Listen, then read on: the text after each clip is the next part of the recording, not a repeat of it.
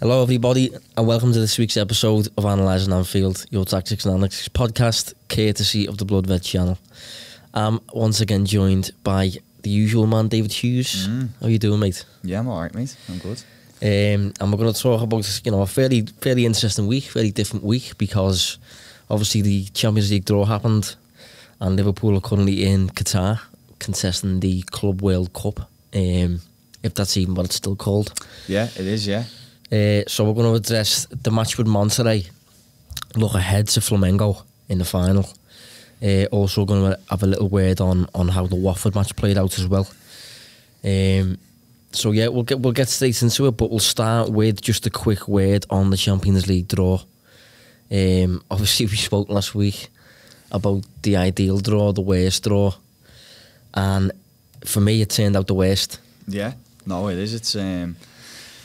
It is the toughest draw.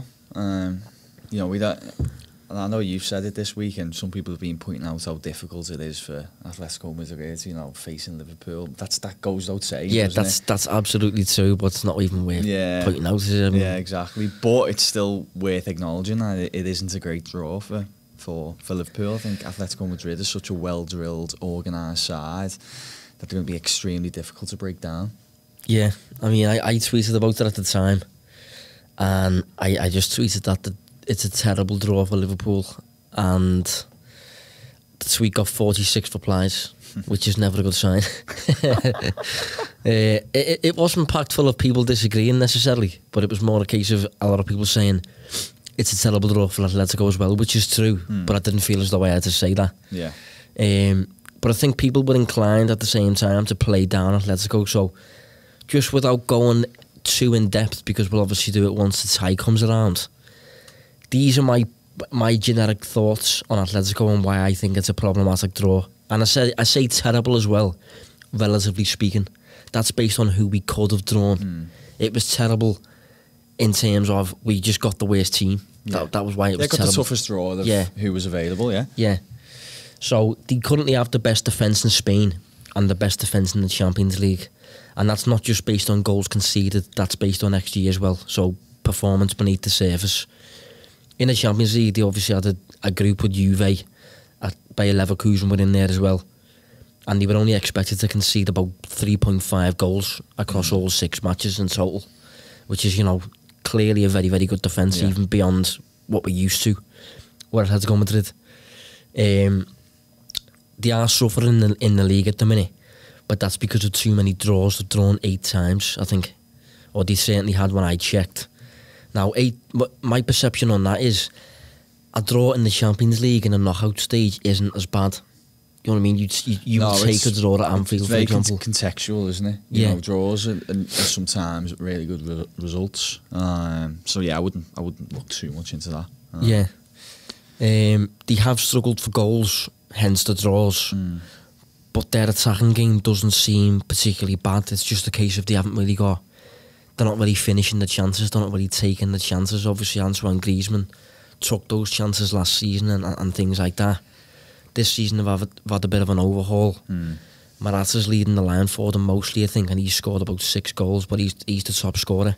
And behind that, the closest is on about 2, I think. So they're suffering in terms of finishing, but as an overall team, still very, very well drilled, still exactly in the Atletico Madrid mould. And another thing as well, I think Liverpool, I've mentioned this on the pod plenty of times, I think Liverpool are able to shock European teams when it comes to their intensity and the tempo of the game and things like that. Yeah. I think Atletico Madrid are already used to that intensity day to day. They're obviously very intense side under Simeone, so I don't think there'll be a shock there in that regard. Yeah. I think the Anfield shock, stadium shock, will be a bit less felt, just because, again, Atletico Madrid, they're just, do you know what I mean? They're capable in that regard. Yeah, they're not really going to be surprised by a hostile environment in the way some teams will be. I think sometimes as well, right, when you play against elite European sides, there's this expectance that they have to play in a certain way and they need to impose themselves on whoever they play, whether that be someone as great as Liverpool or a lesser side. Atletico Madrid don't carry that baggage, do they? They're just very much their style of play is how it is. Yeah. And they're not going to try and prove a point of trying to attack Liverpool. Like, say if Liverpool got Real Madrid, I think Liverpool would have turned them over, and all the points that you've just raised then, I think would have been prominent with Real Madrid, for example. But Atletico Madrid, I think it's a different ball game. Yeah, so do I. I mean, this season, they've faced, for example, Barcelona, Real Madrid, Juventus twice, Leverkusen twice, Sevilla, Valencia, and they're yet to lose any of those matches by a margin of more than 1 goal. And that's huge, because they're the big fixtures, you know. Over the course of a season, teams can maybe get the results against lesser sides, but then not do well against big teams. But that says that they're accustomed to these big fixtures. Yeah, but I think the fact it's a knockout tie and they haven't lost any of those matches that I've just said by more than 1 goal, it's just, I've got the perception on this that it's going to be firmly a 180 minutes knockout tie. Liverpool aren't going to turn these over in half an hour. We're not going to win it in the first leg. And it could get to a case of we get an hour into the second leg and it's literally finely balanced, whereby one set piece goal wins it. Anything can happen in that regard, and I don't like that thought. I don't like the thought of it getting to the final 20 minutes of the second leg and Atletico can knock us out with like one counter attack or one set piece. And I think they're one of the few sides in Europe that are capable of just literally shutting up shop for a long period. And not panicking either. You know, Liverpool obviously fantastic at chasing victories, aren't they, if the results isn't going the way. And you can see the panic a lot of the time, I think, in opponents' sides. But I don't think you'll see that with Atletico Madrid. I wouldn't like to be chasing the game with 20 minutes to go. No, that's what I mean. It is going to be tricky. It's going to be very risk versus reward, more so than usual, I think. Well, it'll be huge. We talked about it recently. I can't remember which game it was for. Taking your chances when they come, being clinical. Yeah, well, that is one thing Liverpool are very good at. Yeah. Specifically in the Champions League. But it's just one of those ties that could very easily be on a knife's edge for 170 out of the 180 minutes. So it's just a tie that is tricky. Trickier than most have felt for Liverpool. In most matches, you just feel as though Liverpool are going to turn a team over on the break or whatever, and them breaks might not even happen against Atletico Madrid, considering how they play. But as I said, we're not going to touch on this for too long. It's just, you know, as I said, relatively speaking, considering the other teams in the draw, I do think it's a bad draw for Liverpool. I think it's one of the very, very few teams in the tournament for me that can, obviously, won't always at all, but say, for example, 10 times, Atletico have the capability to knock Liverpool out maybe 2 or 3 out of 10, if you see what I mean. But nevertheless, I'd still value Liverpool as favourites. From Atletico Madrid's perspective, obviously it's a nightmare draw as well. But it'll be interesting to see how teams look closer to the actual date. Yeah, it'll be a test for this new, well-adjusted Liverpool side that are more prominent in different departments now. I think is maybe a good super adaptable. So, yeah, very not adaptable. Just reliant on one system. It'll be a good game either way. It'll be a good tie. In fact, you know what? The Champions League draw this year was really interesting. It was, good games. Yeah. So yeah, we'll wait and see. Yeah, we will. So we'll move on anyway to the match that we previewed in the last episode, Watford at home. Weird match. I thought it was strange. I thought it was an off day for Liverpool, actually. Yeah. Dare I say, I think you could only say this now with hindsight, I think that was a huge win for Liverpool, actually, because I think over the course of a season, they're going to have maybe 4 or 5 games where they're just not at it. And to still win that game 2-0, it was a big win. Yeah, it was. I think, for me, it was very much a match where one team was kind of on the plane and focusing on something big that's upcoming. Whereas the other team, obviously, are benefiting from a managerial bounce. So if you mix those two together, you get the match that happened, I thought. And they did play fairly well, I thought. You know, the Watford. Yeah. Yeah. I thought they did quite well. Obviously, they made a couple of mistakes, one of which probably leads to the first goal. But yeah, I thought the manager got them fairly well organised, and they looked threatening.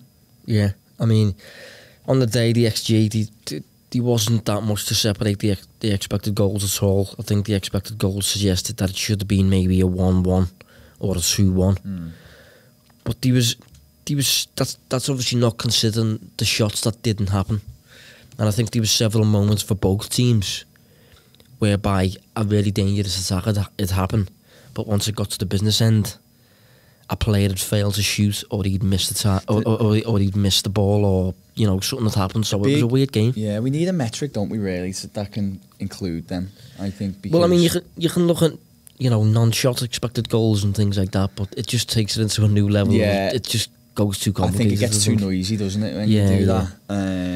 Especially considering obviously mainstream football analysis that we're trying to do, Monday Night Football style, I suppose. We don't want to go too granular to the extent that it's just getting too mathematical and things like that. Put people off. I mean, we're not that way inclined anyway, are we, I suppose? But know, was there a chance like that for me? I can't remember where he runs in on goal. I'm sure he does, and he just takes it such too much. Yeah, I think he was. Yeah, and the keeper. It's hard. You know what? Watched 3 Liverpool games in about 5 days. And it's hard trying to distinguish what happened in which. Such as the madness that the calendar is for Liverpool at the moment. But yeah, I do wonder. Yeah, if the XG would have been, some of them would have led to shots where it would have been a little bit more favourable. Yeah, I mean, I said last week, I think it was, that our expected goals provider has improved, but this week that provider currently is down.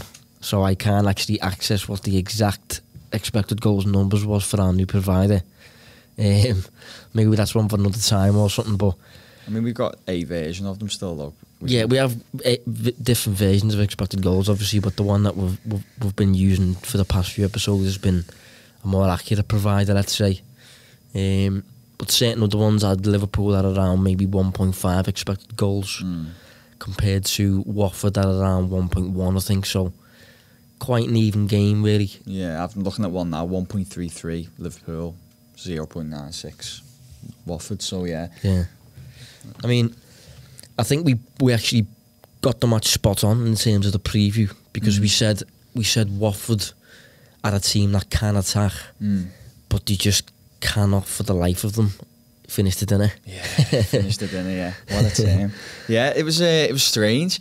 They did work some really good chances. I thought, who's the guy who missed the worst of all? Salah, yeah. Yeah, that was that was not even to get shot on goal was poor.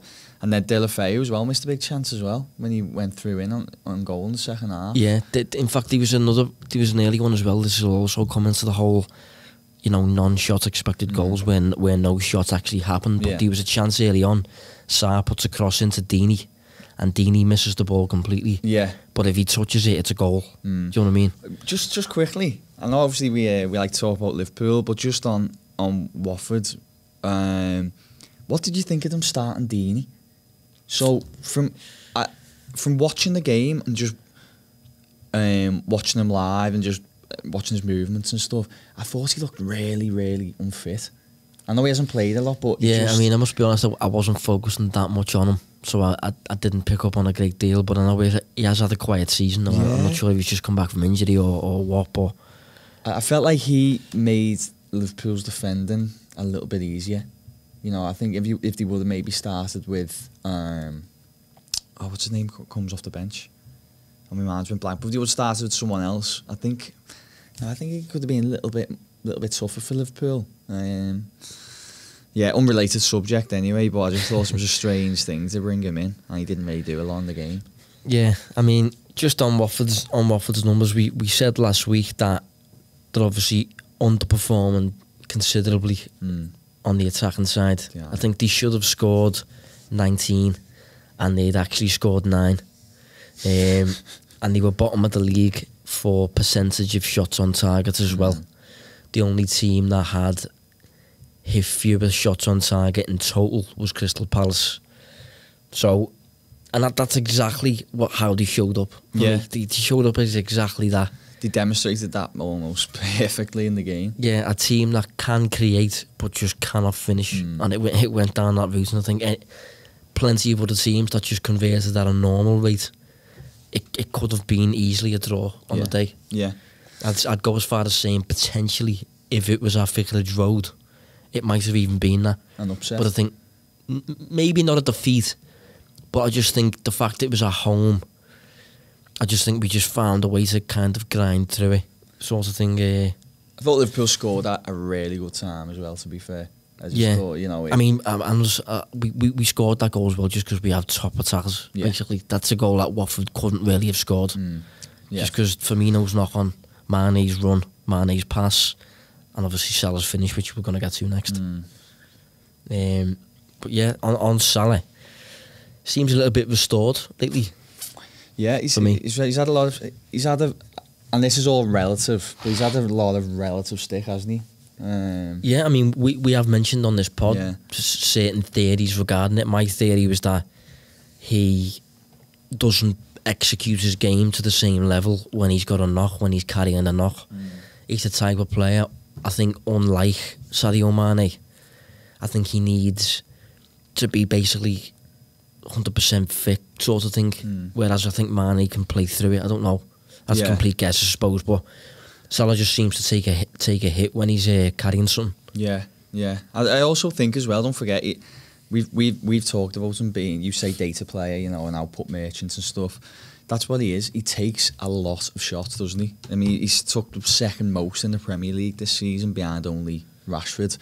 So, you know, not every one of those shots are going to lead to goals, and I think that's what frustrates people a little bit, but that's how he gets such a high goal return. You know, his goal record speaks for itself. Yeah. So he's you kind of have to accept that you need to have one with the other. Like, he's going to take a lot of shots, but in return you get moments of magic, really. You know, that first goal was an unbelievable finish, and so was the second one. That's what he does. He takes plenty of shots. It can be frustrating, but just look at the reward that you get for it. Yeah, I mean, he took 5 shots against Watford. I'm assuming that was the most on the day. We obviously said beforehand that Watford are one of his favourite opponents, and he went and scored 2 on the day. And I'm not sure what you said Liverpool's XG was against Watford just then. Yeah, it was about 1.3. About 1.3? Yeah, 1.33. Well, 1.01 of that XG was shots from Mo Salah. Oh, there you go. So he was obviously a really dangerous player on the day. Yeah. Which he's renowned for. That's why he's such a data player, if you like, because he shows up as an ultimate threat, just a dangerous player who's difficult to stop, and he looked back to that against Watford, I thought. But yeah, a win, and Leicester surprisingly drew. Yeah, boost against Norwich as well. Yeah. We said I feel like we got a little bit. Did you feel like we got a little bit of stick for kind of just being dismissive of Leicester last week? Oh no, I thought you meant a little bit of stick for saying the league was sewn up. Yeah, that's what I mean. Yeah, sorry, that's what I'm talking about. Yeah, we got it's obviously not. No. We need to state that it's obviously not. Of course. You know, speaking with a degree of logic, I suppose it's going to be difficult, isn't it? I thought how we cleared up last week was a good way of putting it. Forget it's Liverpool for the moment, and I imagine it was the Bundesliga or La Liga or something. The lead Liverpool have and the form they're in, you would not expect them to somehow throw this away, and I stand by that. And now they've got a further advantage after last weekend. So yeah, another boost, and it's what I really like from a Liverpool perspective is it just takes the pressure off these next few weeks, doesn't it? You know, if you do slip up and maybe have a draw, get on Boxing Day at Leicester, or you know, you do drop a couple points, you've got such a safety net that you don't need to hit panic station straight away. Yeah, well, I'm not exactly sure. I haven't done the maths at the minute, but I'm not sure what the worst possible scenario would be the next time we play, because obviously teams have a game in hand, but Liverpool have a beyond 10-point lead, I think, up until the second place team sort of thing, and it's crazy that such a lead has been amassed already. But obviously, props to how Liverpool have performed for the whole campaign so far, and how we're just managing to win. yeah, relentlessly. Yeah, no, it's great. And we did the same against Monterrey. Yeah. But again, for me, another weird match. Yeah, it was. But I wasn't actually surprised. I feel like these... You wasn't surprised it was weird? Yeah, I wasn't surprised it was weird. I watched the semi-final the day before with Flamengo, which I'll probably talk a little bit more about when we come on to them.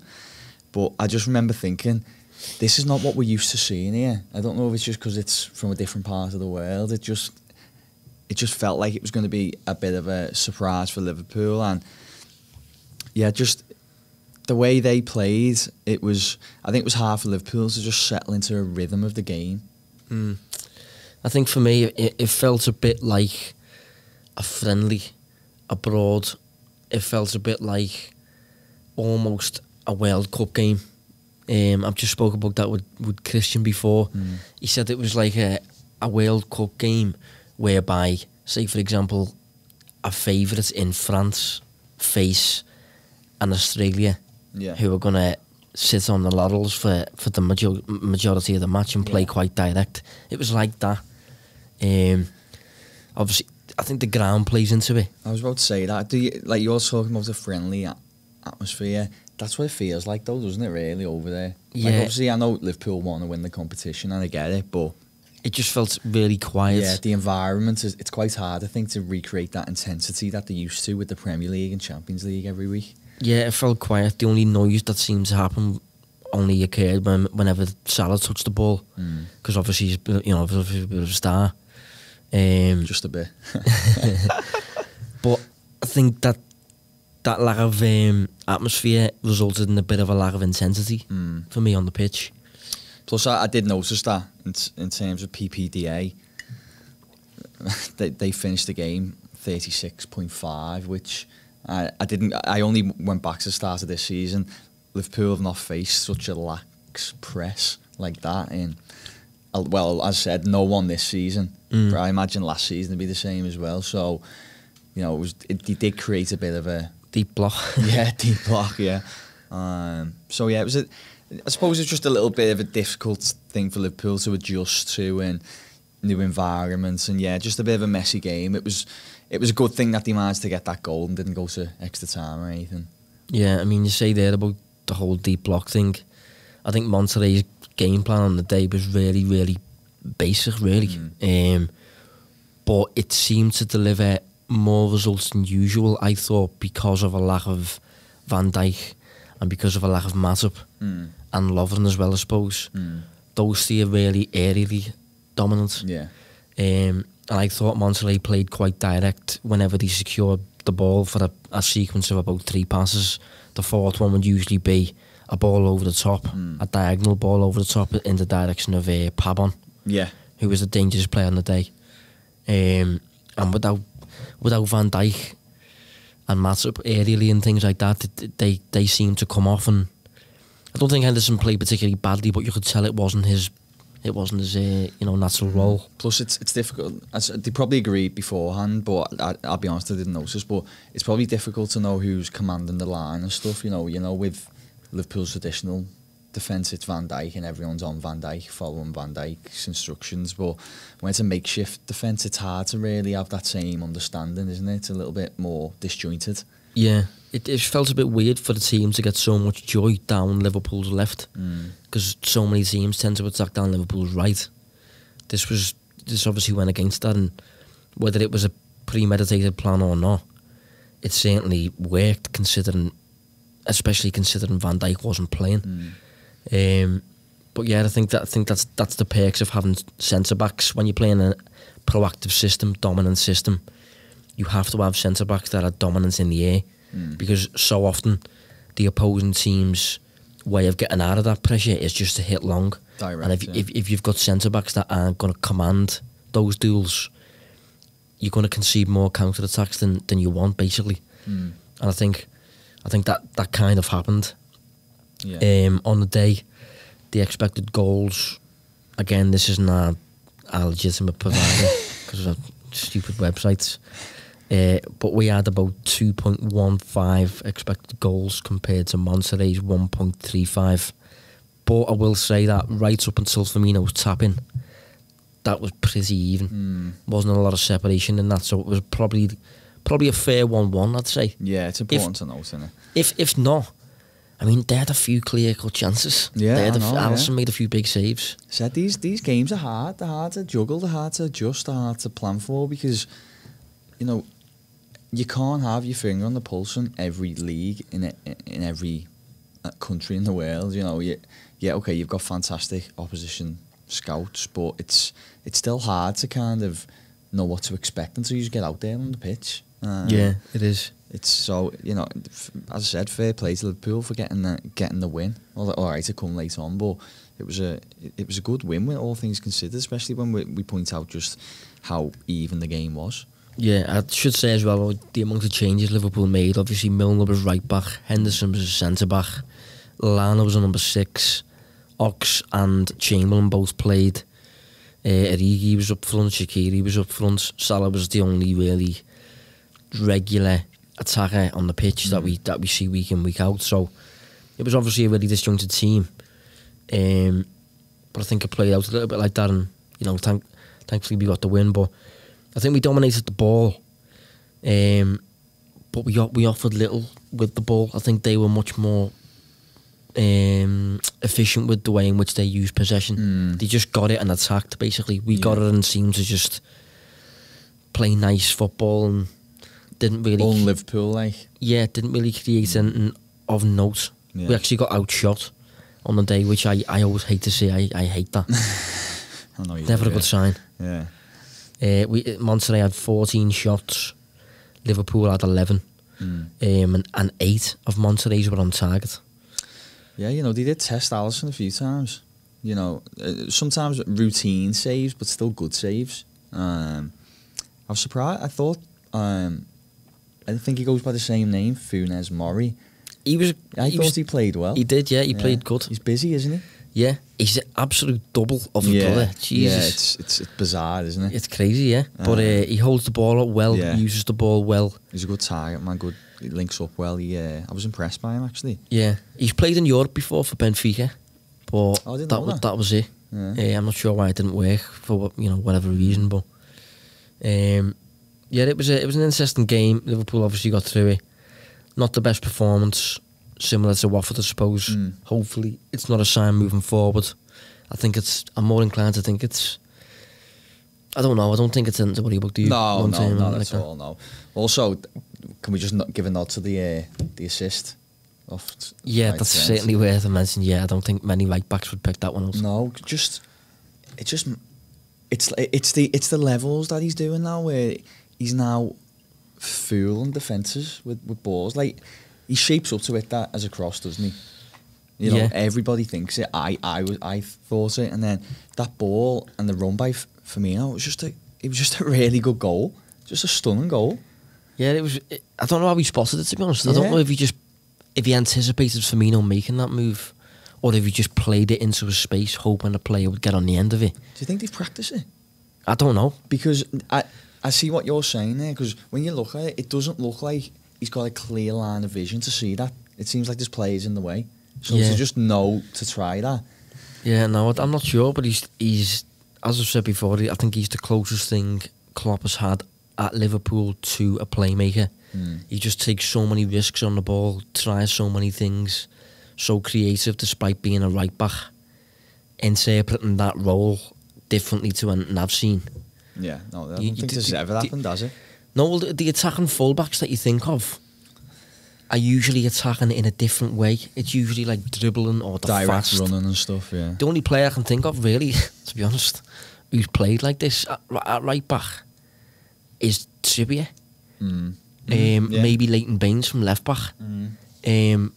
But not to this level. I don't think. No, this technical ability, and I think it sends more of an all-rounder. I think maybe. Yeah, I also think he's just got a wider and larger kind of passing network, you know what I mean? The way he can ping from side to side. And yeah, he's two-footed as well. Yeah. Really two-footed.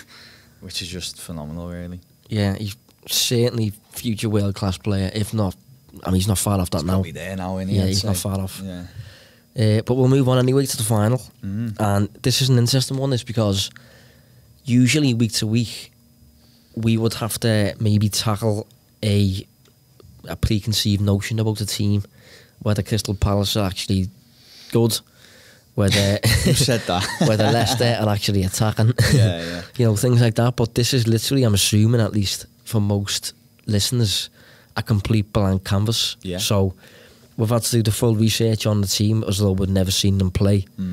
And hopefully we're going to paint a bit of a picture as to what they're like as a team. But first of all, I personally didn't catch the semi-final from start to finish. You obviously caught some of it at least. Yeah, I watched. General thoughts on how they looked? Chaotic. Genuinely, this is where I was like, wow, this is going to be a bit of a... I think I actually tweeted out, I was like, this is going to be a bit wild for Liverpool if they play these. They were, you know, just it felt like a basketball game where it was a lot very end to end. Wasn't much football going on in the middle of the pitch. It was almost like caution to the wind stuff. Just plenty of attackers and then relying on defenders when they didn't have the ball. And yeah, it was crazy, to be honest. It was an interesting game, definitely enjoyable. Obviously they went behind as well. I don't think they started quite well, actually. I think they started... Yeah. From the shots I've seen, I've watched the shots back and things like that. It looked like Al Hilal, I think they're called. Yeah. It looked like they were certainly on top in the early stages. Well, I come on about 15 minutes in, and I was only going off commentary, and they were saying that they'd been second best side so far, but yeah, they did grow into it. And you know, if you have a look, they scored 3 goals off an XG of 0.53, so they're quite clinical, you know. Yeah. Obviously, they're very attack-minded. So I think it's going to be a very in-your-face kind of aggressive performance against Liverpool. I'd be surprised if they sit back as much as Monterrey did. No, I can't see that personally at all. That Tim Vickery, who the South American football correspondent, I think, for the BBC, spoke at half time of Liverpool's game yesterday, and he said that this could be one of the very few really entertaining Club World Cup finals that there's been. He said because most in the past have followed the theme of maybe a dominant European team and a team that is inclined to accept that they're not as good and they're just going to sit there. Yeah. But this may be a match that both teams do kind of go for it. I did, just quickly before you go on, I was going to say, I did notice in the game as well, obviously there was parallels between Liverpool's game and theirs, because obviously they're a massive club as well in South America, and the favourites to win the game. But just to reiterate how kind of direct they are, whereas Liverpool were obviously a bit more, trying to be a bit more control in their game, weren't they? Liverpool were averaging around just short of 7 passes per possession sequence, whereas they were 4.8 per sequence. So it basically illustrates that, you know, they don't tend to want to pass the ball around and control the play. It just seems to be very, very direct and want to get it up to the attackers and score goals. Yeah. So it'll be interesting to see what they do against Liverpool. Yeah, but I mean, you say that though, they still have a European take on Brazilian football. In terms of formation, they are mostly 4-2-3-1 from what I've seen. That was used in the semi-final against Al Hilal, and it's been their most prominent formation throughout the season in Brazil. They've obviously got a European coach, former Benfica manager, I think, in George Jesus. Linked to the Premier League recently. Linked to Everton, I believe. How did you feel about that one? Did you look into him at all? Or? I kind of knew him from his Portuguese stint, but I was led to believe he didn't speak the language. Of English? Yeah. I'm not sure on that one. Yeah. Yeah, so that was an immediate kind of put off. But yeah, I didn't know, I'll be honest, I didn't know enough about him to form a fair opinion. Yeah, well, I mean, he's went over there to Brazil, and I think I'm right in saying it's quite uncommon for a European coach to coach in a Brazilian league, you know. There's normally no requirements, is there? No. But, you know, the general approach is quite high pressing, you know, high defensive line, and that's not particularly common in Brazil, as far as I'm aware.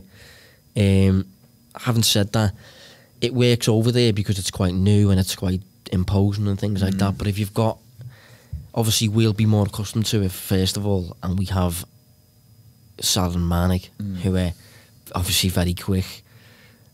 They absolutely terrorise high defensive lines. So if he's going to stick with that approach to facing Liverpool, I'm inclined to think it won't bode as well for them as it does week to week in Brazil.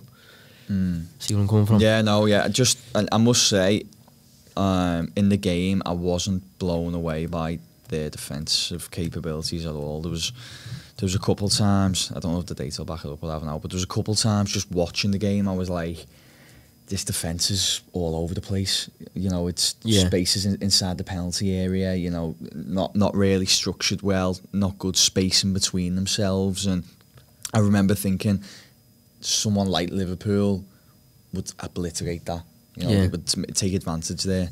Well, I mean, I might as well start with the defence then. I'm just going to start with the attack. But, you know, thankfully we have the full data set for the Brazilian league.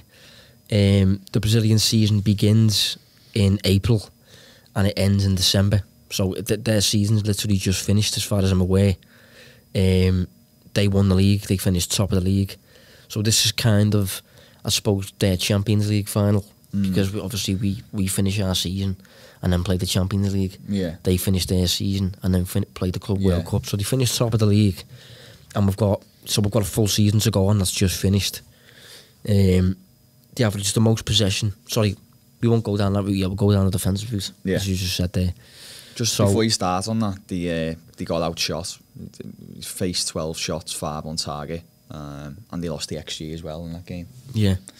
I mean, they're the highest presses in Brazil, according to PPDA. 7.8 passes per defensive action. If that was translated into the Premier League, they'd currently be the highest pressers in the Premier League. It's not like absolutely mental levels, like, I don't know, Eibar or Leeds or something, maybe, but it's the highest. I think Leicester at the top of the Premier League at the minute for high pressing, regarding 8 passes per defensive action, or 8.2 or something like that. So Flamengo, 7.8 passes per defensive action. And that's led to the third fewest shots being faced. So they face about 9 shots per match. Having said that, I don't think on the whole they're actually that good defensively. They were 6th in the division for expected goals against and 6th in the division for goals conceded as well. So they basically won the league. I mean, once we go further into their numbers, specifically attacking, they are definitely the best team in Brazil. Yeah. But I think they won the league mainly on their possession game and their attacking game. So I think what you're saying there about the defence being quite open and problematic, I do think we'll see that. The data seems to back it up. Yeah, it's as I said, it did just look so disjointed to what we are normally used to watching week in, week out, and probably what Liverpool are used to facing as well. I think they'll be surprised at how easy they could create chances in this game. Yeah. So, you know, a bit more on Flamengo's possession game, what they're like actually in possession with the ball and things like that. They averaged 58% in the Brazilian league last season, or the season that's literally just finished, which was the most in the division. The most goals scored, which 22 goals more than the team that finished with the second most goals scored. It's a lot. Yeah. They took the most shots, 13.2 per match. The best shots on target percentage and more headed shots than any other team. The best XG per shot by some distance, in terms of, like, you know, how clear cut on average your chances are. Flamengo's were comfortably the easiest to score on average, if you like. The most crosses per match, you can see the theme here. Yeah. The most crosses per match with about 17, compared to Liverpool, compared to Liverpool, for example, who tend to post about 20. But it's worth saying that Liverpool demand a bit more of the ball in the Premier League. So, however much you perceive Liverpool to cross, Flamengo cross about that much. I think that's probably an accurate way of saying it. They're also the best in Brazil at getting the ball into the penalty area. So, 21 penalty box involvements per match compared to the second best in Brazil with 17. Liverpool, currently in the Premier League, are posting about 23 box involvements per 90. So the 21 that Flamengo are posting is about Leicester's level, which, you know, very strong, very good. Yeah, I'm just checking now. They won the title by 16 points. Yeah, I mean, Liverpool levels. Yeah, honestly, what they're doing in Brazil is, as I said, the whole high line thing, high pressing. It doesn't really happen over there. Brazil's kind of like they embrace the individual aspects of the game, I suppose. And if you're just a super technical Ronaldinho type player, go and do your thing and win us the game, rather than instilling like a system as they do in Europe now. Yeah, and I think Flamengo it's really worked for them over there. I don't think teams are inclined to press them so they can just play out. But if they are pressed, I think problems materialise, which Liverpool will obviously present to them. Yeah, it'll be interesting to see how that back line kind of plays out when in possession. As you said, when faced one of the best, for me anyway, I think Liverpool arguably the best pressing side in Europe. So it'll be interesting to see how they cope with that. Yeah, well, one of the notes I've got down there is that they don't tend to hit long at all. They obviously posted the most possession in the league in Brazil, but I think they hit the third fewest long passes in the division. So obviously they're seeing plenty of the ball, but very few of those passes are going long. Whether that changes against Liverpool, whether they become a bit more realistic or so, I'm not too sure on that. Remains to be seen. I suppose if you're not getting pressed hard, then there's no point really. There's no need to hit it long, is there? So that might be a factor. It's probably worth checking the numbers against Al Hilal actually, because I think they did press quite highly. So if that forced Flamengo to start hitting long, or whether they still tried to play out and it resulted in mistakes materialising. Yeah, I'm not sure. Let's have it. And another note as well on their numbers. The PPDA, for Al Hilal was 11.48, so fairly medial. But yet they did the pass length was a little bit longer than it had been in previous games. It's like 19.48, whereas the game before it was 17.19, 17.36 before that. So there was a bit of an increase in terms of averages of pass length. Yeah. And you know, one final note on how they attack, I suppose. They were the second best during the season for goals from corners.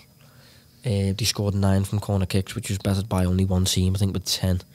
So they do look as though they are, you know, a dangerous, a good side. A good side, yeah, a side that, you know, obviously with it being in Qatar, no atmosphere in the ground.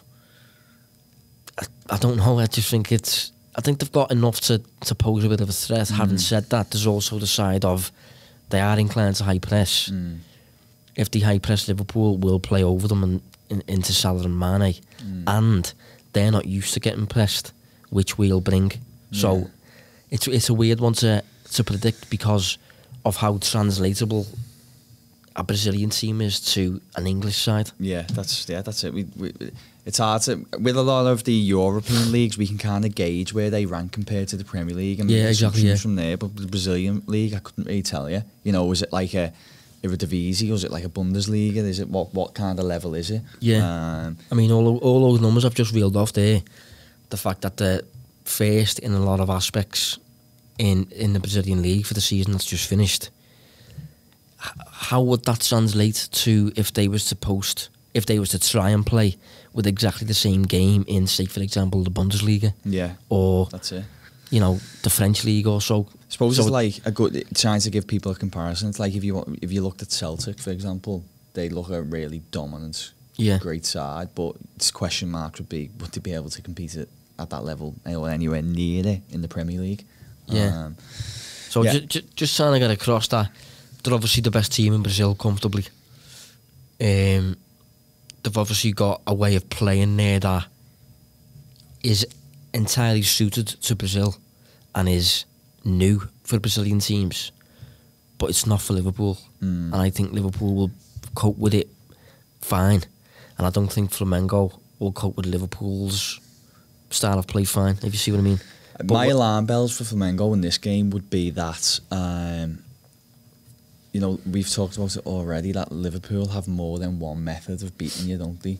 You know, they're not reliant on a certain way. I just wonder whether they'd be able to adapt in game if Liverpool changed how they were attacking. You know, if they were playing through you, but then they start playing it long, you know, how would they deal with that?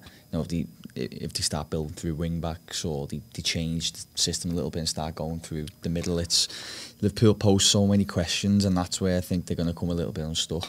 Yeah, I mean, you always hear about foreign coaches, don't you? Talk about like second balls in England. I think second balls is a really English trait, whereby like, you know, a ball's played long, it's headed back in towards play, but then there's onrushing midfielders to get that second ball sort of thing. So I think if Flamengo do have this high line, I can see us playing plenty of long passes, them being headed clear by their centre backs, but then maybe a Jordan Henderson following that up and you know, creating a bit of a moment of chaos for them in transition. Yeah, I agree, mate. But they do have a few, I think, familiar / dangerous players that we should probably touch on. I think without doubt their most dangerous player is going to be Gabriel Barbosa. He did come to Europe. I know he played for Inter Milan. And was there any others? I'm just literally, as we're speaking now, trying to find his career path. Yeah, he started off at Santos. Santos, Milan, went to Benfica on loan. He went to Benfica, yeah, that was it. But he was painted as the next Neymar. Yeah. Was posting big numbers in Brazil, came over to Inter Milan, and it didn't really quite work. It's resulted in him. He's still only 23, I think. Oh no, I didn't realise he's actually still just on loan from Inter. Yeah. Was he? Well, he's doing really well if he's on loan. Yeah. To the extent that they should surely try and keep him. No, yeah, he is. He's banging form, and he's still on loan, so we could potentially still see him in Europe over the next few seasons. Yeah, is he 23? Is he? Let's have a look. He is. Yeah, 23. Yeah. I mean, in the season just gone, the Brazilian League, he scored 24 goals and assisted 8. Tends to post about 3.4 shots per 90, compared to Salah, for example, who posts about, I think, 3.5 to 3.7. So he's very active on the attacking side. Tends to shoot from virtually anywhere. If you have a little look at his shot map there, Dave, I think he has a lot of attempts from outside the box and things like that. Yeah. Another player that I'm assuming quite a few people will be familiar with is Felipe Luis. He's over there now. Former Chelsea player, former Atletico Madrid player, but obviously I think he's a left back or right back. Yeah, wing back. Yeah. He's obviously not going to be that much of an attacking threat, but he's a player that people should recognise. And one more that I think's worth mentioning, who I'm not sure will even get a minute on the pitch actually, but just for the sake of mentioning him anyway, is I think it's Rainier Jesus. Perceived as the next big thing, was actually linked with Everton. Yeah, meant to be linked, £40 million move. Since then, I think he's been linked with Arsenal and Tottenham as well. I do expect him to come to Europe soon, but he's only 17, isn't he? Yeah. So Brazilian kid with a lot of talent, by the sounds of it. Yeah, he's played 750 minutes Serie A this season, scored 6 goals and 1 assist, which is pretty impressive. Yeah. So I don't know. I think we've provided enough just to paint a picture of Flamengo there, I suppose. I think it's certainly a game that people can be excited to watch. Yeah, it's not going to be. If Flamengo, it's hard to predict this one, but if Flamengo go into it and try to play their usual game, the game that's dominated the Brazilian league, it will be mad. Yeah, I think anyway, and I think Liverpool will get plenty of joy over the top, Salah and Mane and that. Yeah, but it remains to be seen whether that will happen, considering Flamengo and Jorge Jesus never face a Liverpool or a team of that mould at all. So no, it's hard to replicate that. kind of side, isn't it? Does the pragmatic approach come into your mind? So and you start making adjustments and you start dropping a bit deeper or whatever. But I'll be honest, I'm inclined to think they're just going to maintain what they do, you know. I hope they do, actually. Yeah, well, it'd be a benefit Liverpool, but I just think they're just going to... we were talking at the top of the show about sides feeling like they need to impose themselves in Europe. Yeah. Well, don't forget, these aren't some minnows. Obviously, to us, we don't know a ton about them, but domestically and in their continent, they're massive. Yeah, I mean, I am aware of Flamengo personally. Al Hilal, I wasn't aware of. Yeah, no, I wasn't. I was surprised that Gomez, that used to play for Swansea, was up front for that Al Hilal, but that's something completely different. But as I said, so you know, these aren't going to be looking at seeing themselves as some minnows against the mighty Liverpool. They're going to be like, no, we're Flamengo, we're going to play our way and try and win our way, which, as you said, will be good news for. I think as well, it's not in the Brazilian nature, is it? No. To just kind of shut up shop, and concede possession and. Yeah. Accept that you're not as good. The Brazilians play, don't they? I mean, to be honest, Josh, how many of these as well might be... Obviously, we know a few of the players, but we don't know the whole squad. But how many will be thinking, I want to impress here against Liverpool because I don't know who's watching? Yeah. Especially Felipe Luis, considering he's already faced Liverpool in the past. And Barbosa, considering he's still technically contracted to a European club. Yeah. So, yeah, we'll round up there. Hopefully that's provided a bit of an insight into what Flamengo are like. But, you know, verdict before we close up. I do obviously still fancy Liverpool, but once again, I think it's going to be a chaotic game. I'm going to go for another 2-1, actually. I'm going to go... Hopefully, it's not as dead as the semi-final was in terms of atmosphere, because I do think that impacts the intensity, but I'm going to go 3-1 Liverpool. And that's providing our players actually play. Like Van Dijk comes back and Trent starts and you know, those players. Full strength. Yeah, so I'm going to go 3-1. We will be back recording for you good listeners on Christmas Eve. Yeah. I hope you appreciate that, by the way. That is dedication. So, and just to make it clear, I'm actually off on that day as well. I'm coming purely to do the show, so that's commitment. So please make sure you stay committed with us. Yeah, that is dedication. So, yeah, we'll be back on Christmas Eve to look ahead to Leicester on Boxing Day and to look ahead to, I think it's Wolves after that. So we'll do all the Merry Christmas wishing then, I think. But thanks for tuning in. And we'll be back next week. See you later. Thank you. Bye.